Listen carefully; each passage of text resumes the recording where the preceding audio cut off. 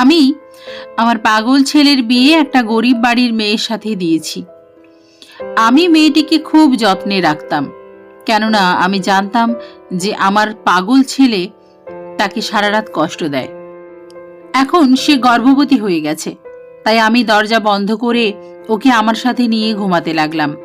একদিন রাতে চোখ খুলে দেখি বৌমা বিছানায় নেই। আমি দৌড়ে ছেলের ঘরে গিয়ে যা দেখলাম তাতেই আমার পায়ের নিচ থেকে মাটি বেরিয়ে গেল। আমার ছেলে পাগল, কিন্তু আমি ওর বিয়ে একটা গরিব মেয়ের সাথে দিয়ে দিয়েছি। মেয়েটা অনাথ।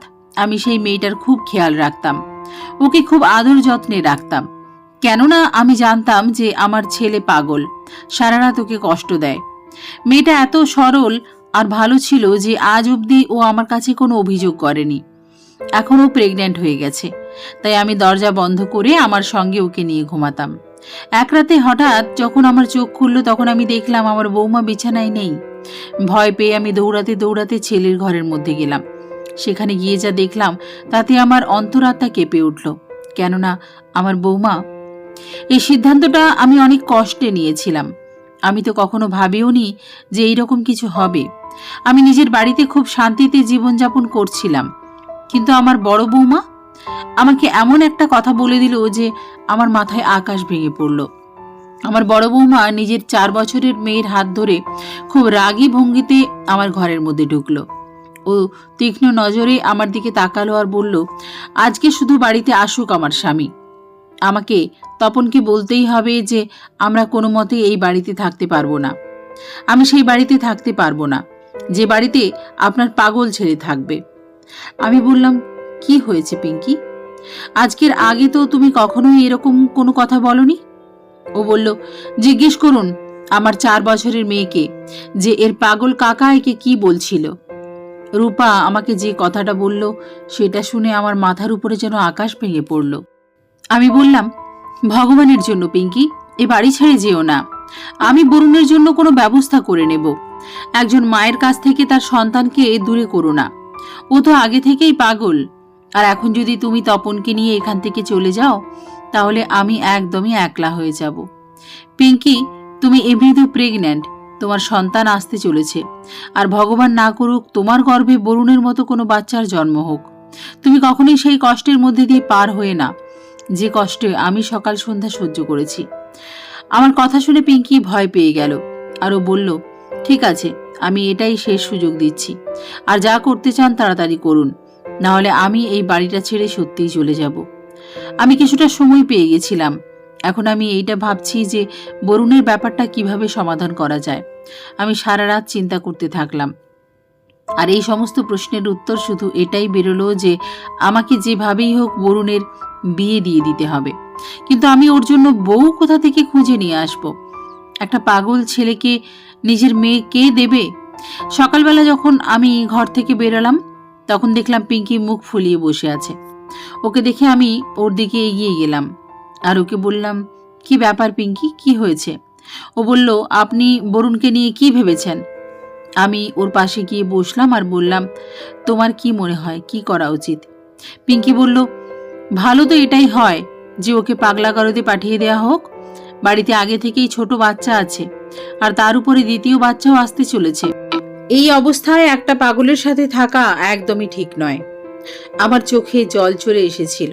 তারপরেও আমি ওকে বললাম, তুমি চিন্তা করো না, আমি বরুণকে নিয়ে ভেবে নিয়েছি। আমি ওকে কখনোই পাগলাগারদে পাঠাবো না। যদি সেখানে বরুণের ঠিক হওয়ার সম্ভাবনা থাকতো তাহলে আমি যত কষ্টই হোক সেটা করতাম, কিন্তু ডাক্তার তো বলেই দিয়েছে ওর এই অসুখ কখনোই ঠিক হবে না। তাই আমি জেনে শুনে নিজের গর্ভে জন্মানো সন্তানকে কিভাবে নিজের থেকে দূরে পাঠাবো, তার থেকে বরং আমি আমাদের বরুণের বিয়ে দেব। আমার কথা শুনে আমার বৌমা হাততালি দিয়ে হাসতে লাগলো, আর ও বলতে লাগলো, আজব ব্যাপার, একজন পাগলকে বিয়ে করবে কে? আমার ওর কথা বলার ধরন পছন্দ হলো না। আমি বললাম, আমার স্বামী কোটি কোটি টাকার সম্পত্তি রেখে গেছে নিজের সন্তানদের জন্য। যদি বরুণকে কোনো মেয়ে বিয়ে না করে তাহলে আমি ওর জন্য বউ কিনে নিয়ে আসব। আমার কথা শুনে আমার বৌমা চুপ হয়ে গিয়েছিল। আমি জানতাম যে পিঙ্কি এইসব কথা কেন বলছে। ও শুধু এইটাই চাইতো যে বরুণকে যত তাড়াতাড়ি সম্ভব রাস্তা থেকে সরিয়ে সমস্ত সম্পত্তি নিজের স্বামীর নামে করে নেওয়া, আর এই সমস্ত সম্পত্তি বিক্রি করে এই দেশ ছেড়ে ইউরোপে গিয়ে সেটেল হয়ে যাইতো। ও যেদিন থেকে আমার বাড়িতে বিয়ে হয়ে এসেছে তখন থেকে ও একটাই কথা বলে যাচ্ছিল যে তপন আমাদের ইউরোপে সেটেল হওয়া উচিত, কিন্তু তপন রাজি হতো না। একে তো বরুণ অসুস্থ ছিল, তার উপরে আমিও ছিলাম। তপন সমস্ত সম্পত্তি বিক্রি করে যেতে পারতো না, কারণ দুই ভাই সমান সম্পত্তির মালিক ছিল। এই কারণেই পিঙ্কি চাইতো যে বরুণ পাগলাগারদে চলে যাক, আর এই সমস্ত কিছু ওর স্বামীর হাতে চলে আসুক। যাই হোক, এখন আমিও ভেবে নিয়েছি যে আমি কোনোভাবেই পিঙ্কির প্ল্যান সফল হতে দেব না। এই কারণেই আমি ভেবে নিয়েছি যে আমি বরুণের বিয়ে দিয়ে দেব, এতে কোনো গরিব মেয়ের ভালোই হবে। যাই হোক, এই ব্যাপারে আমার উদ্দেশ্য একদমই পরিষ্কার ছিল। আমি আমার চাকরানিকে বলে দিলাম যে আমি আমার ছেলে বরুণের বিয়ে দিতে চাই। এই কারণে আমার একজন গরিব ঘরের মেয়ে দরকার। আমার চাকরানিও আমার কথা শুনে হতবাক হয়ে গেল, আর ও বলতে লাগলো যে দিদি, আপনার কি হয়ে গেছে? আপনি তো জানেন যে বরুণ সাহেব ঠিক নেই, তাই ওকে কোনো মেয়ে বিয়ে করবে? আমি বললাম, আমি জানি যে অভাব খুব খারাপ জিনিস। অভাবের জ্বালা নিজের বাচ্চাকে অবধি বিক্রি করতে বাধ্য করে দেয়। তুমি জাস্ট এইটুকু করো যে নিজের পরিচিতদের মধ্যে এই কথাটা ছড়িয়ে দাও যে মালকিনের ছেলে পাগল, কিন্তু মালকিন তাকে বিয়ে দিতে চায়। চাকরানি মাথা নাড়িয়ে কথাটা মেনে নিল। 3 থেকে 4 দিন পার হয়ে গেছিল। তারপরে আমার চাকরানি আমার কাছে এসে বলতে লাগলো, দিদি, একটা খুব ভালো খুশির খবর পাওয়া গেছে। আমি বললাম, কিরকম খুশির খবর? তখন চাকরানি আমাকে বলল যে ওর একজন প্রতিবেশী আছে, তারা তাদের অনাথ মেয়ের বিয়ে এখানে দিতে চায়। আমি তাদেরকে বলেছি যে মালকিনের ছেলে পাগল। তখন সে বলল যে আমি রাজি, কমসে কম আমার মেয়ে 2 বেলা খাবার তো শান্তিতে খেতে পারবে। এখানে তো সকাল সন্ধে ও নিজের ভাইদের বউয়ের কাজ করতে থাকে আর তাদের কটু কথা শুনতে থাকে, তারপরে গিয়েও ও কটা খেতে পায়? চাকরানির এই কথাটা শুনে আমি ওই মেয়েটার জন্য চিন্তিত হয়ে গেলাম, আর আমি বললাম, ঠিক আছে, তাহলে আজকেই সন্ধ্যাবেলা আমি তাদের বাড়িতে মেয়ে দেখতে যাব। চাকরানিকে বলে আগেই আমি মেয়ের বাড়িতে খবর পাঠিয়ে দিয়েছিলাম। সন্ধ্যাবেলায় আমি বাড়িতে কাউকে কিছু না বলে চাকরানিকে সাথে নিয়ে মেয়ের বাড়িতে গেলাম। এটা দেখে তো আমি চিন্তায় পড়ে গেলাম যে মানুষ এইরকম ছোট জায়গায় কিভাবে থাকতে পারে। ছোট্ট একটা বাড়ি, তার মধ্যে ছোট ছোট 3টে ঘর ছিল। আমাকে সেই ঘরগুলির মধ্যে একটা ঘরে নিয়ে গিয়ে বসানো হলো। তারপরে আমি মেয়ের মায়ের সঙ্গে কথাবার্তা বলতে শুরু করে দিলাম যে আমার ছেলে ঠিক নেই, আমি ওর জন্য বউ খুঁজছি। আমাদের বাড়িতে কোনো জিনিসের অভাব নেই, সম্পত্তি, আরাম, আয়েশ সবকিছু পাবে আপনাদের মেয়ে। আমার চিন্তা শুধু এইটুকু যে আমার ছেলে যাতে ভালো কাউকে পায়, তাহলে আমিও শান্তি পাবো যে আমার ছেলে এই দুনিয়াতে একলা নেই। ওই মহিলাটির চোখে জল চলে এসেছিল। সে বলতে লাগলো, আমি আপনার কথাটা খুব ভালোভাবেই অনুভব করতে পারছি। সন্তানের দুঃখ আর কষ্টর থেকে বড় দুঃখ আর কিচ্ছু নেই। আমি তাকে বললাম, আপনি আপনার মেয়েকে নিয়ে আসুন। যখন রুম্পাকে আমার সামনে নিয়ে আসা হলো, তখন এটা দেখে আমি হতবাক হয়ে গেলাম যে এ তো খুবই সুন্দরী, আর ওর বয়সও কম, এই মোটামুটি 18 থেকে 19 বছরের হবে। ওর চোখে মুখে সরলতা ফুটে উঠেছিল। মেয়েটি আমার কাছে এসে বসলো আর কিছু সময় আমার পাশেই বসে রইল, তারপরে আবার উঠে চলে গেল। এরপরে রুম্পার 2 ভাই এসে সেখানে বসলো। এরপরে তারা বলতে লাগলো, আপনি আমাদের বোনের জন্য সম্বন্ধ নিয়ে এসেছেন। আমি তাদেরকে সবকিছু সত্যি সত্যি বলে দিলাম যে আমার ছেলের বুদ্ধিশুদ্ধি একটু কম। তখন তারা বলতে লাগলো, আমাদের বোনের বয়স কম, তার উপরে সে সুন্দরী, আমরা এভাবে কিভাবে আপনার পাগল ছেলের সাথে আমাদের বোনের সম্বন্ধ করে দেব? আমি তাদের কথা শুনে হতবাক হয়ে গেলাম আর বললাম যে যদি আপনারা রাজি না থাকেন তাহলে আর কি করা যাবে। তখন রুম্পার বড় দাদা বলতে লাগলো, আমি এখনই বাইরে থেকে ঘুরে দেখে এসেছি, বাইরে আপনার অনেক বড় গাড়ি দাঁড়িয়ে আছে, যেটা দেখে আপনাদের স্ট্যাটাস আর ঐশ্বর্যের ব্যাপারে বোঝা যায়। এখন আপনারা কি আমার এত সুন্দরী বোনকে এমনি এমনি নিয়ে যাবেন? আমি বললাম, আপনাদের কি চাই? তখন রুম্পার ছোট দাদা বলল, আপনি প্রতি মাসে আমাদেরকে কিছু টাকা দিয়ে দেবেন, কেননা আমার মা সব সময় অসুস্থ থাকে আর আমরা দুই ভাই খুব একটা বেশি ইনকাম করতেও পারি না। তাই আপনি যদি আমাদের প্রতি মাসে কিছু টাকা দিয়ে দেন তাহলে খুব ভালো হয়। আমি বললাম, কত টাকা চাই? তখন রুম্পার বড়দাদা বলতে লাগলো, প্রতি মাসে 20,000 দিয়ে দেবেন। এছাড়া রুম্পার নামে 5 লাখ টাকা ব্যাংকে জমা, গাড়ি আর একটা বাড়ি যদি দেন তাহলে খুব ভালো হয়। বাড়ি রুম্পার হবে, কিন্তু তাতে থাকবো আমরা। আমি তাদের এই সমস্ত কথা মেনে নিলাম আর বললাম, আমি তোমাদের সমস্ত কথা মেনে নিচ্ছি। এছাড়াও যদি তোমাদের আরও কিছু চাই তাহলে বলো। আমার কথা শুনে সেই দুই ভাই হতবাক হয়ে তাকিয়ে রইল আর তারপরে একে অপরের মুখের দিকে দেখতে লাগলো। যদি আপনি আপনার কোনো কাজে আমাদের ভালো বেতনের একটা চাকরি দিয়ে দেন তাহলে আমাদের খুব উপকার হয়।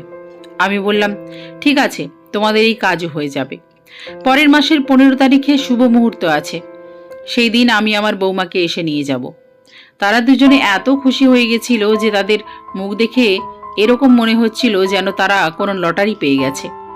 ওদের দুজনে যাওয়ার পরে রুম্পার মা বলতে লাগলো, দিদি, আমাকে ক্ষমা করে দেবেন, আমার তো কোনো রকমে কোনো লাভ নেই, কিন্তু আমার এই ছেলেরা, এরা তো আমার মেয়েকে সোনার ডিম পাড়া মুরগি মনে করে। যদি এদের কাছে থাকে তাহলেও সোনার ডিম দিক, আর যদি চলে যায় তাহলে একসঙ্গে সোনার ডিমের ভাগ দিয়ে যাক। এখানে তো ওরা ওদের বউদের কাজ বোনকে দিয়ে করায়, আর এখন যখন বোন চলে যাবে তখনও ওরা এর মাধ্যমে বসে বসে পয়সা নেবে। ওরা দুজন তো রিম্পাকে বিক্রি করে দিয়েছে। এই দিন দেখার আগে আমি মরে যাইনি কেন? আমি তাকে বললাম, কোনো ব্যাপার না, আপনি নিশ্চিন্ত থাকুন, আমি জানি ভালো এবং মন্দ লোক সব জায়গায় থাকে। আমি বাড়িতে গিয়ে তপনকে বললাম যে বরুণের বিয়ে দিচ্ছি আমি। এই কথা শুনে ও অবাক হয়ে গেল আর বলল, মা, তুমি এটা কি করছো? তখন আমি ওকে বললাম, মেয়ের মা সম্বন্ধে রাজি হয়েছে।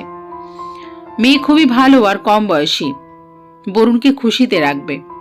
তখন তপন বলতে লাগলো, মা, ওই মেয়েটা হয়তো বরুণকে খুশি রাখবে, কিন্তু সেই মেয়েটার কি হবে? বরুণ কি ওকে খুশি রাখতে পারবে? এটা সেই প্রশ্ন ছিল যেটা শুনে আমি আতঙ্কিত হয়ে যেতাম।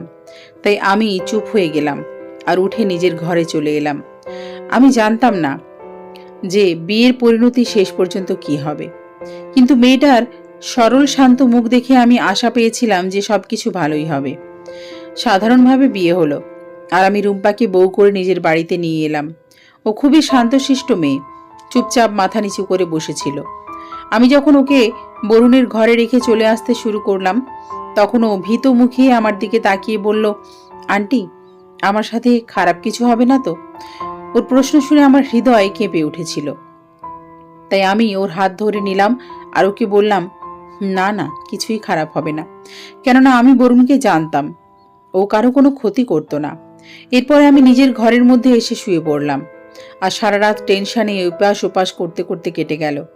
সকালে আমি যখন ঘুম থেকে উঠে বরুণের ঘরে গেলাম তখন এটা দেখে হতবাক হয়ে গেলাম যে নতুন বৌমার মুখ লাল লাল দাগ হয়েছিল। আমি ওকে বললাম, এইসব কি রুম্পা? তখন ও কান্না করতে করতে বরুণের দিকে ইশারা করে দিল। সেই সময় যেন আমার বুক ফেটে বেরিয়ে যাচ্ছিল। আমি তো কখনো ভাবতেও পারিনি যে এরকম কিছু হতে পারে। আমি ওকে সান্ত্বনা দিলাম আর বললাম, চিন্তা করো না, সব ঠিক হয়ে যাবে, আমাদের বরুণ এইরকম নয়। আমার কথা শুনে ওই মেয়েটা হ্যাঁতে মাথা নাড়িয়ে দিয়েছিল। এরপরে ও রান্নাঘরে চলে গেল আর বাড়ির সকলের জন্য নাস্তা বানাতে লেগে গেল। আমি ওকে নিষেধ করেছিলাম। আমি ওকে বলেছিলাম, তোমার এই কাজ করার কোনো দরকার নেই, বাড়িতে চাকরানি রাখা আছে, তারাই সবকিছু করবে, তুমি শুধু আরাম করবে, খাবে আর ঘুমাবে। এই কথা শুনে রুম্পা হেসে দিয়েছিল। সবে আধ ঘন্টা পার হয়েছিল, তখনই রুম্পার দুই বৌদি রীতি অনুযায়ী হাতে ফল মিষ্টির ট্রে নিয়ে আমাদের বাড়িতে এলো। তারা বাড়িতে ঢুকে হতবাক চোখে বাড়ির চতুর্দিকে দেখতে লাগলো। আমি তো খুবই ঘাবড়ে গিয়েছিলাম, কারণ যদি তারা রুম্পার মুখের দিকে দেখে নেয় তাহলে তারা খুব ঝামেলা করবে। কিন্তু অবাক তো আমি তখন হয়েছিলাম যখন দেখলাম তারা একবারও ওর কাছে ওর মুখের দাগের ব্যাপারে জিজ্ঞেস করলো না। তাদের তো শুধু নিজেদের লোভে চোখ চকচক করছিল। ওর বড় বৌদি রুম্পার কানে কানে বলতে লাগলো যে তোর শাশুড়ি আমাদের এসব নিয়ে আসার জন্য কি গিফট দেবে না? আমি তাদের সমস্ত কথাই শুনতে পেয়েছিলাম, কিন্তু আমি এমন ভান করলাম যে আমি কোনো কথাই শুনতে পাইনি।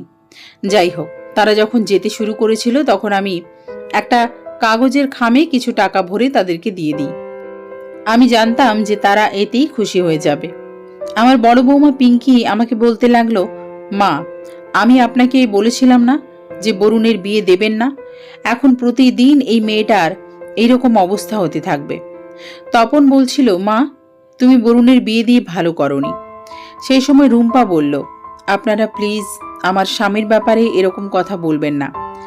সে যেরকমই হোক, সে আমার স্বামী, আর আমি আমার সারা জীবন তার সাথেই কাটাতে চাই। এই কথা শুনে ওরা দুজন হতবাক হয়ে থেকে গেল, এমনকি আমিও হতবাক হয়ে থেকে গিয়েছিলাম। এখন তো এটা প্রতিদিনের রুটিন হয়ে গেছিল যে প্রত্যেক সকালে যখন আমি ঘর থেকে বাইরে বেরাতাম তখন ওর মুখের উপরে রাতের কষ্ট পরিষ্কার দেখতে পেতাম। আমি এক দুইবার বরুণকে বোঝানোর চেষ্টা করেছিলাম। আমি ওকে বলেছিলাম, যদি তুই তোর বউকে এভাবে মারিস তাহলে সে বাড়ি ছেড়ে চলে যাবে, তখন তুই বাড়িতে একাই থেকে যাবি। আমার কথা শুনে বরুণ খুব রেগে যেত। ও জিনিস উঠিয়ে উঠিয়ে ছুঁড়ে ছুঁড়ে মারত আর বলতো যে কেউই ওকে নিয়ে যেতে পারবে না। আমি বরুণকে বলতাম যে তোর রাগের কারণে ভয় পেয়ে পালিয়ে যাবে তোর বউ। তখন বরুণ কানে হাত দিয়ে সরি সরি বলতো, কিন্তু ওর ব্যবহারে কোনো প্রকারই কোনো পরিবর্তন আসছিল না। তাই আমার এই জিনিসটা নিয়ে ভয় ছিল যে রুম্পা বাড়ি ছেড়ে না চলে যায়। এই কারণেই যখন যখন বরুণ রুম্পার উপরে হাত ওঠাতো তখন তখন আমি ওর বাড়ির লোকেদের জন্য ভালো ভালো গিফট পাঠিয়ে দিতাম। কখনো তাদেরকে ফ্রিজ দিতাম, তো কখনো টিভি নিয়ে দিতাম। এমনকি আমি তাদের বাড়িতে এসিও লাগিয়ে দিয়েছিলাম। এসব কিছু আমি এই কারণেই করতাম, কারণ যদি রিম্পা বাড়িতে ফিরে যেতে চায় তাহলে ওর লোভী বৌদিরা ওকে আমার কাছে থাকার জন্য বাধ্য করবে। রুম্পা সবসময় চুপচাপই থাকতো, কিন্তু ও আমার খুব খেয়াল রাখতো। একদিন ওর শরীর খারাপ হলে আমি ওর কাছে গিয়ে বসে ওকে বললাম, তোমার কি হয়েছে রুম্পা? তখন ও হাউমাউ করে কান্না করতে লাগলো আর বলতে লাগলো, মা, আমার শরীর কিছুদিন থেকেই খুব খারাপ লাগছে। আমি আপনাকে এই কথাটা বলতে পারছিলাম না, যাতে আপনি ভেবে না বসেন যে এর বাড়ির লোকেরা রোগী মেয়েকে আমাদের গলায় ঝুলিয়ে দিয়েছে। কিছুদিন থেকেই আমার মাঝে মাঝে বমি হয় আর মাথা ঘুরতে থাকে।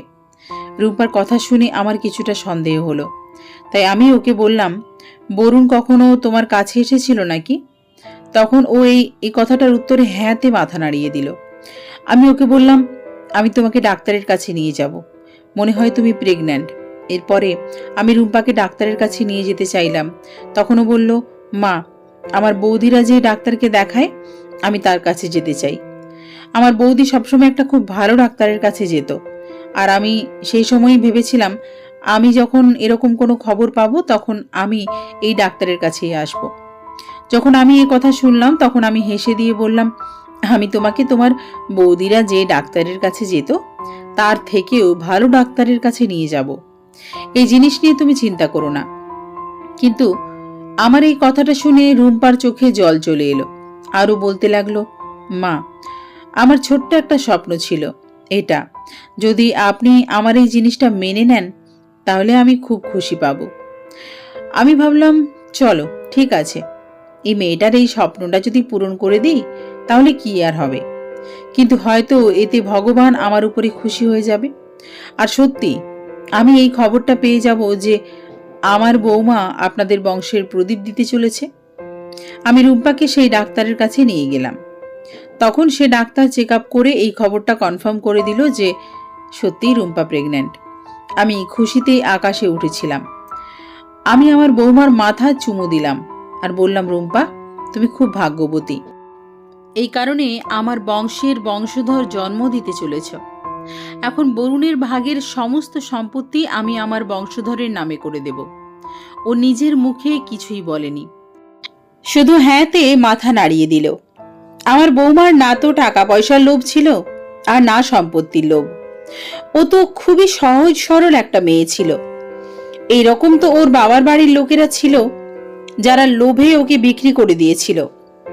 রুম্পার এই দুনিয়াতে শুধুমাত্র নিজের সন্তানের চিন্তা ছিল যে আসতে চলেছে, কিন্তু বরুণ ওর উপরে হাত ওঠাতো। তাই আমি এই জিনিসটা নিয়ে খুব টেনশনে থাকতাম যে এর ফলে বাচ্চাটার না কিছু হয়ে যায়। অনেক চিন্তা ভাবনা করে তাই এই জিনিসটা সমাধান আমি বের করলাম যে আমি রুম্পাকে নিয়ে আমার ঘরে ঘুমাবো। আমি ওকে বললাম যে যতদিন অবধি বাচ্চা না হচ্ছে ততদিন অবধি তুমি আমার সাথেই থাকবে। এই জিনিসটা নিয়ে বরুণ খুব ঝামেলা করেছিল, কিন্তু আমি ওর কোনো কথাতেই শুনতে চাইনি। আমি নিজের দায়িত্বে অবিচল ছিলাম, আর ধীরে ধীরে বরুণও শান্ত হয়ে গিয়েছিল। একদিন রুম্পা খুব চিন্তিত হয়ে বসেছিল। আমি ওর কাছে গিয়ে বসে বললাম, কি ব্যাপার রুম্পা? রুম্পা তাড়াতাড়ি করে নিজের চোখের জল মুছলো আর বলল, কিছু না। আমি যখন বারবার জিজ্ঞেস করলাম তখন ও বলল, পিঙ্কি বৌদি আমাকে বলেছিল যে তুমি তোমার বাচ্চাকে নষ্ট করে দাও, পাগল মানুষের সন্তানও পাগল হবে। এতটুকু বলে রুম্পা জোরে জোরে কান্না করে দিয়েছিল। আর আমি ওকে গলায় জড়িয়ে নিয়ে বললাম, এরকম কিছুই হবে না, তুমি চিন্তা করো না। পিঙ্কি তো তোমার থেকে জলে, কেননা তুমি ওর আগে আমাদের বংশধর দিচ্ছ। আমি রুম্পাকে অনেক সান্ত্বনা দিলাম, কিন্তু আমার নিজের মনে খুব টেনশন হচ্ছিল।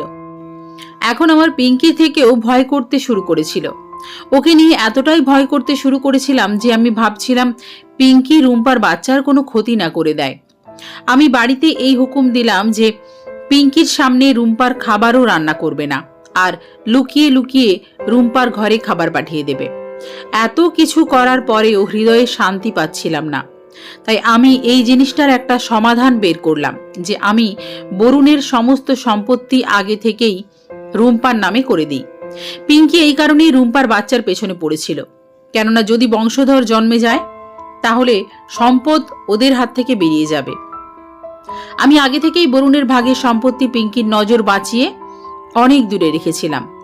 এখন আমি উকিলকে দিয়ে এটা অবধি লিখিয়ে নিলাম যে যদি রুম্পার কিছু হয়ে যায় তাহলে এই সম্পত্তি অনাথ আশ্রমের লোকেদের দিয়ে দেওয়া হবে। এই কাজটা সম্পূর্ণ করার পরে গিয়ে আমি একটু নিশ্চিন্ত হলাম। আজকে অনেক সময় পরে আমার শান্তির ঘুম এসেছিল। আমি খুব ঘুমিয়ে পড়েছিলাম, কিন্তু ভোর রাতের দিকে হঠাৎই আমার ঘুম ভেঙে গেছিল। আমি উঠে বিছানায় বসে পড়লাম, কিন্তু এটা দেখে আমি হতবাক হলাম যে রুম্পা নিজের বিছানায় নেই। আমি খুব ঘাবড়ে গেলাম যে ওই মেয়েটা কোথায় চলে গেল। আমি তাড়াতাড়ি করে উঠলাম আর ঘর থেকে বাইরে বেরিয়ে এলাম। পুরো বাড়ি অন্ধকারে ডুবেছিল, কিন্তু হালকা একটা আলো দোতলার উপরে বানানো বরুণের ঘর থেকে আসছিল। আমি তাড়াতাড়ি করে সিঁড়ি দিয়ে উঠে দোতলায় এলাম। বরুণের ঘরের দরজা হালকা একটু খোলা ছিল। আমি ভেতরে উকি দিয়ে দেখলাম। তখন ভেতরের যে দৃশ্য আমি দেখলাম তাতে আমি হতভম্ব হয়ে গিয়েছিলাম। আমি তো কখনো স্বপ্নেও ভাবিনি যে রুম্পা এরকম করতে পারে। আজকে ও নিজের নির্লজ্জতার সীমা পার করে দিয়েছে। এখন এই জিনিসটার আইডিয়া আমার খুব ভালোভাবেই হয়ে গেছিল যে রুম্পা আমার ছেলের সাথে খুবই খারাপ করছিল। আমি সেই সময় আমার বৌমাকে কিছুই বলতে পারিনি, আর নিজের ঘরে এসে চুপচাপ শুয়ে পড়লাম। আমি জানতাম না যে আমার ফিরে আসার পরে ওই দুজন স্বামী স্ত্রীর মধ্যে কি হয়েছিল। সকাল হওয়ার আগেই রুম্পা নিজের ঘরে ফিরে এসেছিল, কিন্তু আমি ঘুমিয়েই থেকে গেলাম। সকালে যখন ঘুমিয়ে উঠলাম তখন রুম্পাকে খুবই উদাস দেখতে পেলাম, আর ওর মুখের উপরে লাল দাগে ভর্তি হয়েছিল। আমি ওকে জিজ্ঞেস করলাম, রুম্পা, তোমার মুখের উপরে এগুলো কি হয়েছে? তখন ও কান্না করতে করতে বলল, মা, রাতের বেলা যখন আপনি ঘুমিয়ে পড়েছিলেন তখন বরুণ এই ঘরে এসে গেছিল, আর ও এসে আমাকে ওর সঙ্গে এটা বলে নিয়ে গেছিল যে তোমার সাথে আমার জরুরি কথা আছে। আমি যখন তার সাথে তার ঘরে গেলাম তখন সে আমার সাথে এসব করেছে। আমি বললাম, তুমি কেন গিয়েছিলে ওর সাথে? আমি তো নিষেধ করেছিলাম। তখন ও বলতে লাগলো, মা, আমি বরুণের কথা অমান্য করতে পারি না। ও আমার জন্য আমার স্বামী, আমার ভগবান। যদি অবস্থা সত্যি এরকম হতো তাহলে আমি রুম্পার সাথে কথা বলে ওকে মানিয়ে নিতাম, কিন্তু এখন আমি সমস্ত সত্যিটা জানি। ব্যাস, আমি সময় এলে সমস্ত কিছু প্রকাশ করতে চাইতাম। এখন আমি এটা কোনো মতেই চাইতাম না যে রুম্পা টেনশনে পড়ে যাক, আর আমার হবু নাতির উপরে এর খারাপ প্রভাব পড়ুক। আমরা সবাই একসাথে নাস্তা করলাম। এরপরে কথা বলতে বলতে আমার ঘুম আসতে শুরু করলো, তাই আমি উঠে নিজের ঘরের মধ্যে গিয়ে শুয়ে পড়লাম। না জানি কত সময় অবধি ঘুমিয়েছিলাম আমি। এরপরে আমার ঘুম বাইরে থেকে আসা চিৎকারের শব্দে ভেঙে গেল। আমি বাইরে বেরিয়ে একটা অদ্ভুত দৃশ্য দেখতে পেলাম। আমার ছেলে তপন আমার সামনে দাঁড়িয়ে বলছিল, মা, তোমার বৌমা আমাদের আলমারির সমস্ত গহনা নিয়ে পালিয়ে গেছে।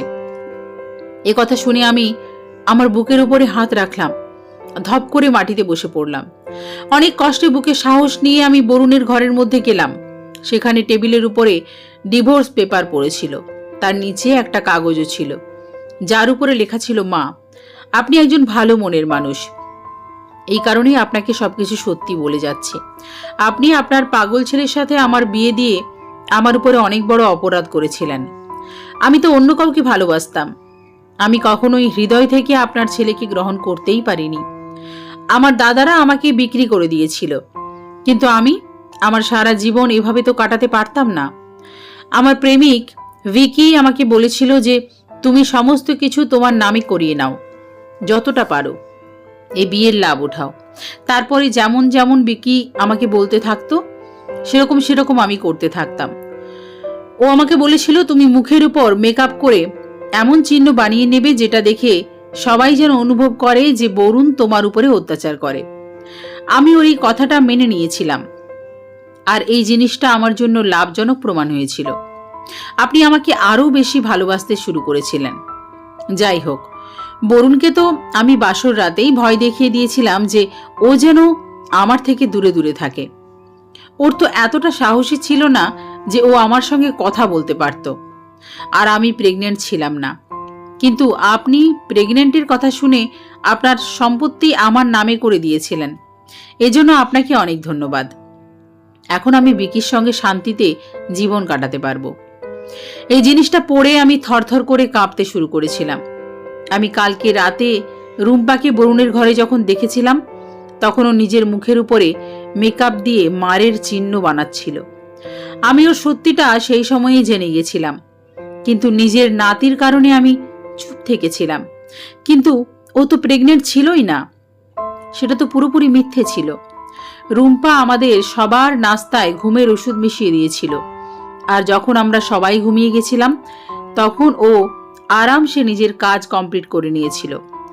তপন বলতে লাগলো, মা, তোমার বরুণকে বিয়ে দেওয়ার কি এমন দরকার পড়ে গেছিল? আমি বললাম, পিঙ্কি আমাকে বলেছিল যে বরুণ রুম্পার পুতুলকে ধরে বলেছিল এটা আমার বউ। পিঙ্কি ভয় পেয়ে গেছিল যে এইভাবে রূপার মাথায় খারাপ প্রভাব পড়বে। এই কারণে পিঙ্কি আমাকে বলছিল যে ও বাড়ি ছেড়ে চলে যাবে। আমি ওকে বাড়ি ছেড়ে যাওয়ার থেকে আটকাতে চাইতাম, তাই আমি ভেবেছিলাম যে বরুণের জন্য বউ নিয়ে আসি। তপন বলতে লাগলো, মা, এই অবস্থায় বরুণের জন্য বউয়ের নয়, বরং কোনো পুতুল নিয়ে আসতে হতো। তুমি অনেক বড় ভুল করেছ। আমি চুপ হয়ে গিয়েছিলাম। বরুণের ভাগের সম্পত্তি তো রুম্পা নিয়ে পালিয়ে গেছে। এখন আমি আর বরুণ তপনের উপরে বোঝা হয়ে আছি। কিন্তু ও আমাদের দুজনের খুবই খেয়াল রাখত। ও কখনোই আমাকে উল্টাপাল্টা কোনো কথা শোনায়নি। ও আমাদের দুইজনকেই খুব আদর যত্নে রেখেছিল। এখন আমি মনে মনে ভাবি যে কাশ আমি এতটা তাড়াহুড়ো না করতাম। একটা অপর মেয়ের থেকে ভালো ছিল যে বরুণের সম্পত্তি আমার তপন ভোগ করত।